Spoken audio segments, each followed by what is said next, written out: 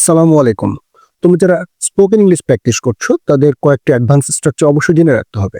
যেমন ধরো likely to মানে কোনো কিছু করার সম্ভাবনা আছে। ইয়েট টু মানে কোনো কিছু করার দেরি আছে। এটা বোঝাতে আমরা ব্যবহার করব।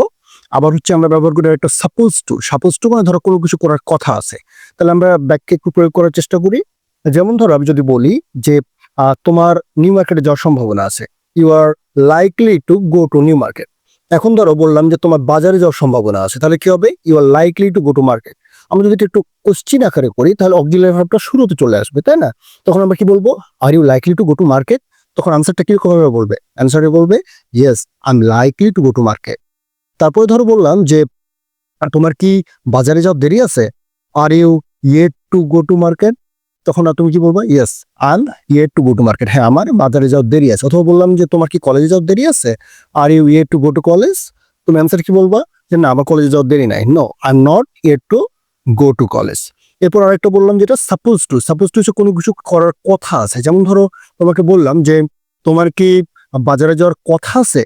আর you suppose to go to market. তখন তুমি বললা যে yes I am suppose to go to market. হ্যাঁ, আমার বাজারে যাওয়ার কথা আছে। অথবা তোমাকে বললাম যে তোমার কি এখন স্কুলে যাওয়ার কথা আছে? Are you suppose to go to school.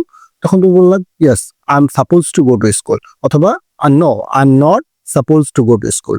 আশা করি তিনটি অ্যাডভান্স স্ট্রাকচার তোমরা প্র্যাকটিস করবে এবং প্র্যাকটিস করে করে এগুলো তোমাদের আয়ত্তে নিয়ে আসবে। আজকের মতো এই পর্যন্তই। আল্লাহ হাফেজ।